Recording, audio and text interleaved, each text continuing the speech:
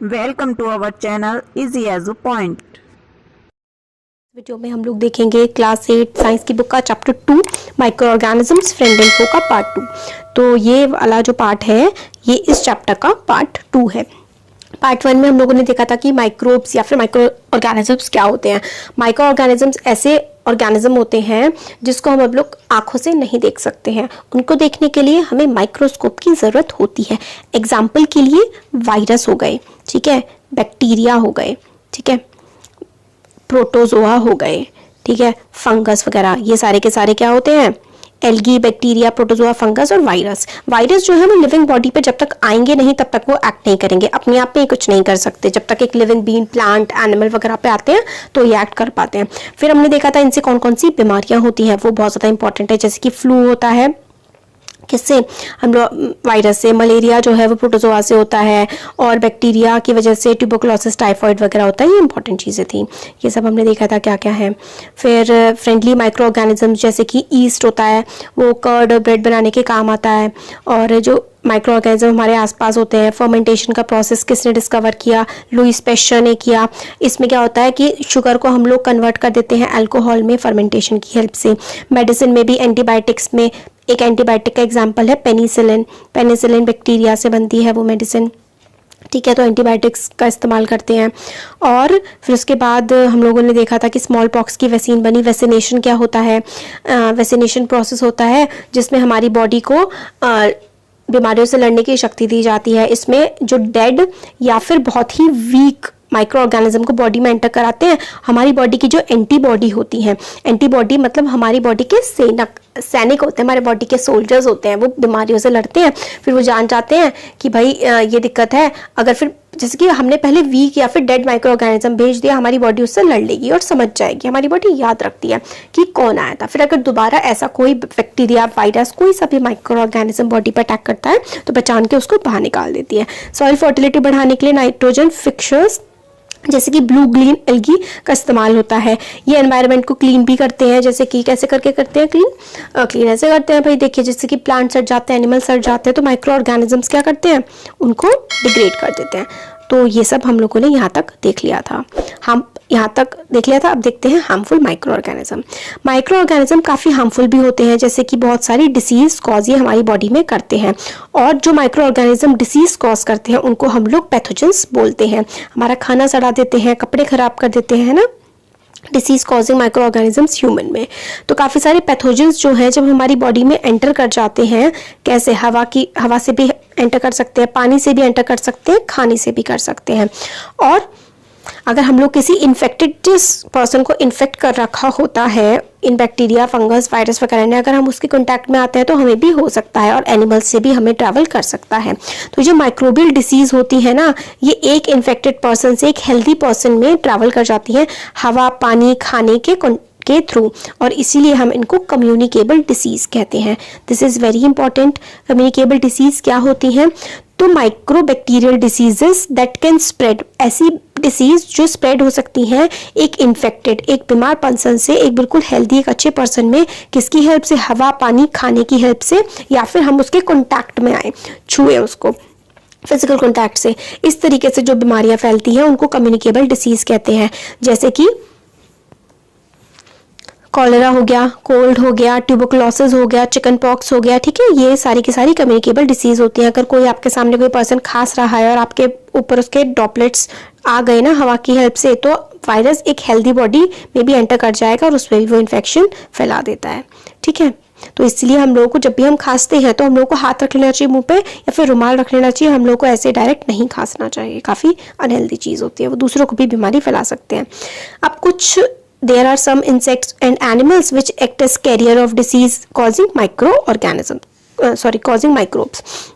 तो कुछ जानवर होते हैं जो कैरियर्स होते हैं, मतलब अपने अंदर ये बीमारियां रखते हैं। जैसे कि हाउस फ्लाई, मतलब हाउस फ्लाई कितनी गंदी गंदी चीज़ों पे बैठती है ना, फिर किसी की बॉडी पे बैठ जाए तो वो बीमारी फैला सकती है। House fly is one such carrier. Fly sat on garbage and animal excreta, गंदगी पे बैठती है। Pathogen stick in to their bodies, और ये जो पैथोजन्स है वो ये उनकी बॉडी पर चिपक जाते हैं।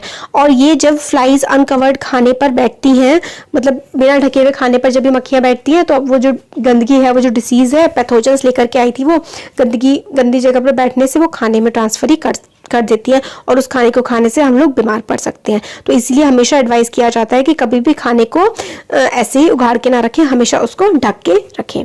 तो अनदर एग्जाम्पल जो कि कैरियर है डिसीज का, डिसीज फैलाता है, वो है एनोफिलीज मॉस्किटो। ये बहुत सारी बीमारियां फैलाता है। Which carries the parasite of malaria Plasmodium. Female Aedes mosquito act as a carrier of dengue virus. Dengue फैलाता है, डेंगू मलेरिया वगैरह।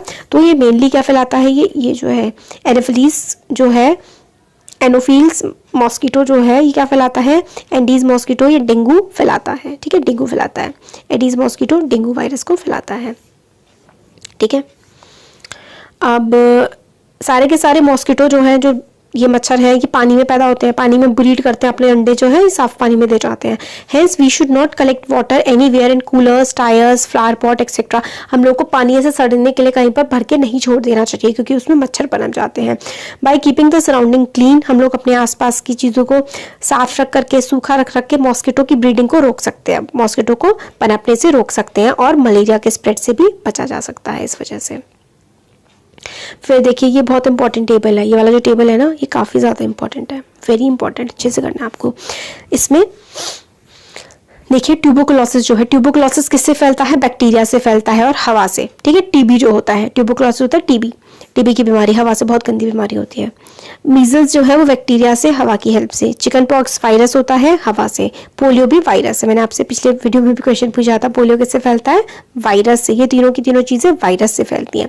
तो मीजल्स, चिकन पॉक्स, पोलियो, ये सारी की सारी वायरस से फैलती हैं और हवा से फैलती हैं। ठीक है, अब इसमें क्या होता है कि पेशेंट को बिल्कुल कंप्लीट आइसोलेशन, मतलब बिल्कुल उसको, जो पेशेंट है उसको एकदम अलग रख दिया जाए, उसकी बिलोंगिंग्स जो है वो उसके पास जो सामान है उसका वो उससे अलग कर दिया जाए, और वैक्सीनेशन प्रोवाइड कर दिया जाता है। अगर पहले बचपन में इसका वैक्सीनेशन कर दिया जाता है। वैक्सीनेशन क्या होता है, हमने पढ़ा था कि उसी बीमारी का छोटा सा, मतलब या तो डेड, ठीक है, माइक्रो ऑर्गेनिज्म, या फिर बहुत ही वीक बॉडी में डाल देते हैं, फिर हमारी बॉडी उससे लड़ना सीख लेती है। फिर अगर दोबारा ऐसी कंडीशन आती है, ऐसा कोई माइक्रो ऑर्गेनिज्म, माइक्रोब या फिर पैथोजन हमारी बॉडी में एंटर करता है, हमारी बॉडी लड़के उसे भगा देती है। ठीक है, अब बैक्टीरिया से होते हैं कॉलेरा और टाइफॉइड, ये पानी से होते हैं, ये पानी से फैलने वाली बीमारी है। कॉलेरा, टाइफॉइड गंदा पानी पीने से होती है ये। तो हम लोगों को हाइजीन मेंटेन करना चाहिए और साफ जगह ही पानी पीना चाहिए और सफाई से रहना चाहिए। हेपेटाइटिस ए वायरस की वजह से होता है, पानी से फैलता है। तो हम लोगों को कैसे बचाव, उबाल के पानी पिए। ठीक है, मलेरिया किससे फैलता है, मलेरिया प्रोटोजोआ से फैलता है और मॉस्किटो से। तो मॉस्किटो नेट या फिर मॉस्किटो रिपेलेंट। मलेरिया तो मच्छरों से फैलता है ना, डेंगू मलेरिया, तो या तो नेट वगैरह या फिर जैसे कि जो रिपेलेंट होते हैं, जो धूपबत्ती या फिर कुछ कॉइल्स वगैरह आती हैं, ये जला सकते हैं, और इससे अपने आसपास क्लीन रखिए, सूखा रखिए, तो नहीं फैलेगा। क्योंकि कुछ कॉमन डिसीज है जो ह्यूमन को इफेक्ट करती हैं, their mode of transmission and few. ठीक है, तो अब ये देख लेते हैं, डिसीज कॉजिंग माइक्रो ऑर्गेनिज्म, ये इतना इंपॉर्टेंट नहीं है, ऊपर हमने देख लिया, इसमें क्या है, disease causing micro organisms in animals. Animals में कौन कौन से डिसीज करने वाले माइक्रो ऑर्गेनिज्म होते हैं। तो several micro organisms not only cause disease in humans and plants, सिर्फ ह्यूमन प्लांट्स में नहीं करते हैं वो डिसीज, बट ऑल्सो दूसरे जानवरों में भी वो फैला देते हैं। एग्जाम्पल के लिए एंथ्रैक्स, ये काफ़ी डेंजरस ह्यूमन और कैटल डिसीज है, और ये बैक्टीरिया से होती है। Foot and mouth disease of cattle is caught by virus. Foot and mouth disease फैल जाती है, मतलब एक कैटल में होती है तो सब में फैल जाती है ये। फुट एंड माउथ डिसीज जो कि होती है कैटल में, वो वायरस की वजह से होती है, फुट एंड माउथ डिसीज। ठीक है, और जो एंथ्रेक्स है ना, ये काफ़ी डेंजरस डिसीज है, ह्यूमंस में भी फैल जाती है कैटल से। फिर disease causing micro organisms in plants.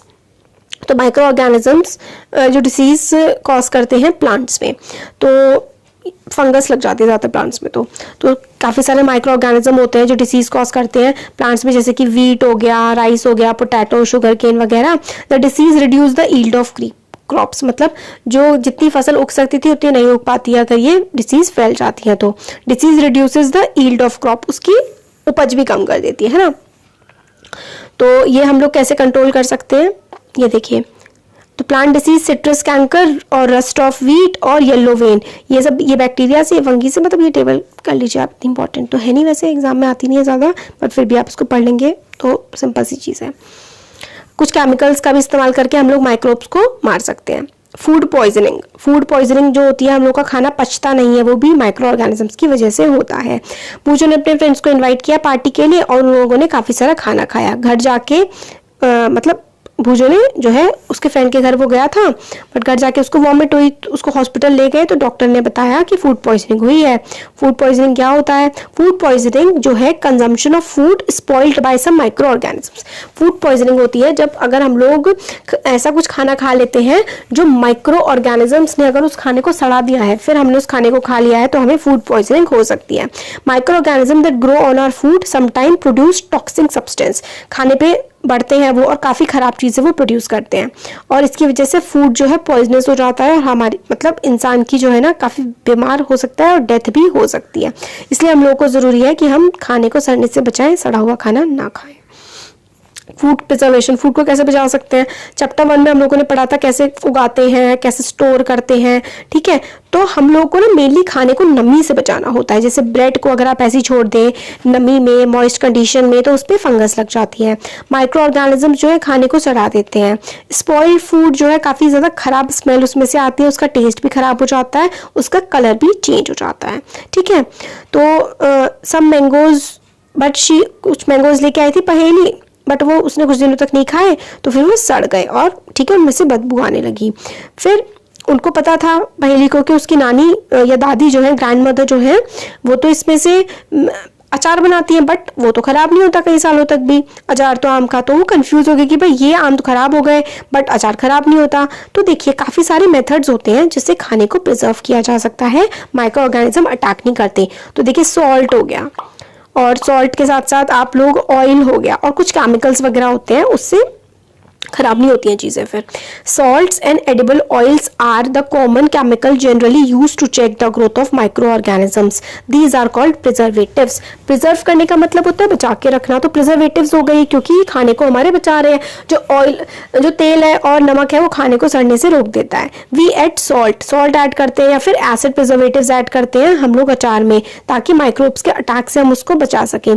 Sodium benzoate और सोडियम मेटाबाइसल्फेट भी कॉमन प्रिजर्वेटिव्स के एग्जाम्पल है जो जैम में, स्क्वैशेस में इस्तेमाल होते हैं। इंपॉर्टेंट, वेरी इंपॉर्टेंट, आपको याद रखना है कि सोडियम बेंजोएट और सोडियम मेटाबाइसल्फेट ये प्रिजर्वेटिव्स की तरह एक्ट करते हैं। दो केमिकल प्रिजर्वेटिव्स के एग्जांपल हैं सोडियम बेंजोएट, सोडियम मेटाबाइसल्फेट, और नेचुरल जो हमारे सॉल्ट और ऑयल हो गए, खाने को सड़ने से बचाते हैं। Prevention by common salt, common salt जो होता है वो बचाता है। कॉमन सॉल्ट जो है मीट को और फिश वगैरह को प्रिजर्व करने के काम ये आता है। मीट और फिश जो है उसको हम लोग नमक से जब अगर मतलब जैसे वीट वो है, फिश है, इसके ऊपर पूरे पे अगर हम नमक लगा के रख देते हैं ना, तो बैक्टीरिया वगैरह जो इस पे एक्ट नहीं कर पाते हैं। Salting is also use to preserve amla, raw mangoes, turmeric etcetera. आंवला को और कच्चे आम को, इन सबको, इमली को प्रोटेक्ट करने के लिए नमक यूज होता है। प्रिजर्वेशन बाय शुगर, शुगर से कैसे प्रिजर्व करते हैं? जो जैम, जेली, स्क्वैशेस होती हैं, शुगर क्या करता है? मॉइस्चर कंटेंट को कम कर देता है और बैक्टीरिया की ग्रोथ पे वो हेल्प, मतलब बैक्टीरिया की ग्रोथ को रोक देता है। बैक्टीरिया को ग्रो करने के लिए मेनली दो चीज़ें चाहिए होती है, एक तो मॉइस्चर, नमी चाहिए होती है, पानी चाहिए होता है, और दूसरी गर्मी चाहिए होती है। इन दोनों में से एक भी चीज़ काट देंगे ना आप, तो ग्रोथ करना मुश्किल हो जाएगा। Preservation by oil and vinegar, oil और विनेगर नेचुरल है, ठीक है, सड़ने से बचा देता है, ठीक है। विनेगर का भी एक काम होता है, एसिड की जैसे लेयर सी बन जाती है एक विनेगर की खाने की चीज़ पे, और वो सड़ती नहीं है। फिर हीट एंड कोल्ड ट्रीटमेंट, तो हीट एंड कोल्ड ट्रीटमेंट आपने देखा होगा कि पहले दूध घर में ठंडा किया जाता है, फिर उसको गर्म किया जाता है, तो उससे माइक्रो ऑर्गेनिज्म जो है दूध में जो भी होते हैं ना, वो किल हो जाते हैं और वो दूध को नुकसान नहीं पहुंचाते। और फिर हम लोगों ने गर्म किया, ठंडा किया, और रेफ्रिजरेटर में जो माइक्रोब जो है ना, वो बहुत ही ठंडी चीज़ में ग्रो नहीं करते हैं। पेस्चराइज मिल्क क्या होता है? पेस्चराइज मिल्क जो है ना can be consumed without boiling as it is free from harmful microbes. Pasteurise milk जो है उसको हम लोग बिना बॉईल करे भी पी सकते हैं क्योंकि उसमें हार्मफुल माइक्रोब्स नहीं होते। कैसे किया जाता है pasteurisation? Milk is heated to about 70 degree Celsius. जो दूध है ना उसको 70 डिग्री सेल्सियस पे, बिल्कुल ये तो लेबोरेटरीज में होता है, 70 डिग्री सेल्सियस पे उसको गर्म करा, 15, ठीक है, फॉर 15 से 20 सेकंड, सिर्फ 15 से 30 सेकंड तक 70 डिग्री सेल्सियस पे हम गर्म करेंगे और फिर एकदम फटाक से उसको ठंडा कर देंगे, बिल्कुल चिल ठंडा कर देंगे। इस तरीके से जो है जो ग्रोथ होती है ना माइक्रो ऑर्गेनिज्म की, वो नहीं हो पाती। और ये प्रोसेस डिस्कवर किया था लुईस पैस्चर ने, इसलिए इसको हम पैस्चराइजेशन बोलते हैं। तो 70 डिग्री सेल्सियस पे 15 से 30 सेकंड के लिए गर्म करो, फिर फटाफट एकदम चिल ठंडा कर दो, तो माइक्रो ऑर्गेनिज्म ग्रोथ नहीं होती, सड़ता नहीं है। स्टोरेज एंड पैकेज, ठीक है, these days dry fruits and even vegetables are sold in sealed air tight packets to prevent attack of microbes. मतलब थैलियों में बिल्कुल पैक कर देते हैं ताकि वो सड़े ना। नाइट्रोजन फिक्सेशन, तो राइजोबियम बैक्टीरिया के बारे में हम लोगों ने पढ़ा है कि सॉइल में नाइट्रोजन का फिक्सेशन कर देता है ये। It involve fixation of nitrogen in leguminous plant. Leguminous plants वो प्लांट होते हैं जिसमें nitrogen fixing bacteria rhizobium bacteria present होता है। राइजोबियम बैक्टीरिया जो है वो रूट्स में, जड़ों में रहता है किसी भी लेगुमिनस प्लांट की, जैसे कि बीन हो गया, पीज हो गई, है ना, with which it has a symbiotic relation. Symbiotic relation ये भी अब इंपॉर्टेंट चीज है कि व्हाट इज सिम्बायोटिक रिलेशन। ठीक है, कई बार सिम्बायोटिक रिलेशन होता है कि जो रूट है वो बैक्टीरिया को खाना दे रही है और बदले में जो बैक्टीरिया है वो रूट को नाइट्रोजन दे रहा है, एक दूसरे की हेल्प कर रहे हैं, तो सिम्बायोटिक रिलेशन होता है जिसमें एक दूसरे की, एक ऑर्गेनिज्म दूसरे ऑर्गेनिज्म की हेल्प कर रहा होता है, मतलब दोनों एक दूसरे की हेल्प कर रहे होते हैं। Sometimes nitrogen get fix through the action of lightning. और नाइट्रोजन कैसे आती है, बिजली जब गिर जाती है ना उसमें भी नाइट्रोजन होती है। ठीक है, एटमॉस्फेयर में बहुत सारी नाइट्रोजन होती है बट उसका डायरेक्ट प्लांट यूज नहीं कर सकता। ठीक है, तो ये आ गई हमारी नाइट्रोजन साइकिल और चैप्टर का एंड भी। नाइट्रोजन साइकिल देखिए, एटमॉस्फेयर में 78% तो नाइट्रोजन ही प्रेजेंट है और सारी की सारी it is one of the essential constituents of all living organisms as part of protein, chlorophyll, nucleic acid, vitamin. तो देखिए जो क्लोरीन हो गया, क्लोरोफिल हो गया, न्यूक्लिक एसिड हो गए, विटामिन हो गए, सब में नाइट्रोजन होती है। सब में किस किस में नाइट्रोजन होती है, प्रोटीन में नाइट्रोजन होती है, न्यूक्लिक एसिड में नाइट्रोजन होती है, विटामिन में नाइट्रोजन होती है और पूरे एटमॉस्फेयर में 78% नाइट्रोजन है। नाइट्रोजन मतलब बहुत इंपॉर्टेंट होगी। बट जो प्लांट्स हो गए, एनिमल्स हो गए, हम लोग भी एटमॉस्फेयर में से डायरेक्टली नहीं ले पाते हैं। कुछ बैक्टीरिया जैसे कि blue green algae, certain bacteria such as blue green algae bacteria जो कि सॉइल में प्रेजेंट होते हैं, present in the soil, fix nitrogen from atmosphere and convert it into compounds of nitrogen. मतलब जो ब्लू ग्रीन एल्गी होती है soil में प्रेजेंट होते हैं, एटमॉस्फेयर की नाइट्रोजन को इस तरीके से कन्वर्ट कर देते हैं कि प्लांट्स उसका यूज कर पाए। वंस नाइट्रोजन जो है यूजेबल टाइप में कन्वर्ट हो जाती है तो उसका इस्तेमाल जो है प्लांट्स कर लेते हैं सॉइल की हेल्प से। और nitrogen is then used for the synthesis of plant protein and other compound. ठीक है, प्लांट प्रोटीन में और बाकी सारी चीजों में फिर नाइट्रोजन का आसानी से इस्तेमाल हो जाता है। और एनिमल्स जो कि फीड कर रहे होते हैं प्लांट्स पे, प्लांट्स को जो एनिमल्स खा रहे होते हैं उनको भी प्रोटीन मिल जाता है और नाइट्रोजन उनको मिल जाता है। जब प्लांट और एनिमल मरते हैं, बैक्टीरिया फंगी उनको सड़ा देते हैं, सॉइल में फिर से नाइट्रोजनस वेस्ट आ जाता है, फिर से प्लांट को नाइट्रोजन मिल जाती है। ये पूरी की पूरी साइकिल होती है। Certain other bacteria convert some part of them to nitrogen gas and which goes back into the atmosphere. ठीक है, कुछ जो है कुछ ऑर्गेनिज्म से नाइट्रोजन प्रोड्यूस करते हैं, वो एनवायरनमेंट में चला जाता है, इसलिए जो परसेंटेज होता है एनवायरनमेंट में नाइट्रोजन का वो सेम रहता है। तो देखिए ये साइकिल है जो पूरी की पूरी बताई गई है। नाइट्रोजन, एटमॉस्फेरिक नाइट्रोजन, एटमॉस्फेयर से नाइट्रोजन लाइटनिंग होती है और फिर नाइट्रोजन फिक्सिंग बैक्टीरिया होते हैं एटमॉस्फेयर में, वो क्या कर देते हैं, bacteria in turn fix nitrogen to nitrogenous compounds, फिर compound of nitrogen to the soil, soil में चले गए, लाइटनिंग से भी सॉइल में आ गए। ठीक है, नाइट्रोजन फिक्सिंग बैक्टीरिया ने भी सॉइल में भेज दिए, फिर नाइट्रोजन सॉइल में आ गया, फिर bacteria turn compound of nitrogen into gaseous nitrogen, gas में भी कन्वर्ट करता है और कुछ यूजेबल फॉर्म में भी कन्वर्ट कर देता है।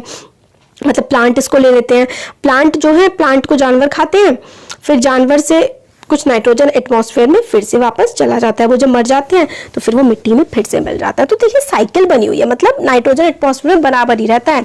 लाइटनिंग से गया, नाइट्रोजन फिक्सिंग बैक्टीरिया से गया कहाँ पर, ऐसे कंपाउंड में कि एनिमल इस्तेमाल कर, प्लांट इस्तेमाल कर लें, प्लांट लेते हैं, प्लांट को एनिमल खाते हैं, एनिमल मर जाते हैं, एक्सक्रीटा वगैरह करते हैं, तो फिर से वो एटमॉस्फेयर में चला जाता है। तो इस तरीके से साइकिल चलती रहती है। फिर नाइट्रोजन के कंपाउंड बैक्टीरिया उनको फिर से नाइट्रोजन की गैस में कन्वर्ट करते हैं और गैस एटमॉस्फेयर में चली जाती है। तो ये नाइट्रोजन साइकिल है। कैसा लगा वीडियो ज़रूर बताइए, अच्छा लगा तो लाइक करिए, चैनल को सब्सक्राइब करिए, फ्रेंड्स के साथ शेयर करिए। Thank you.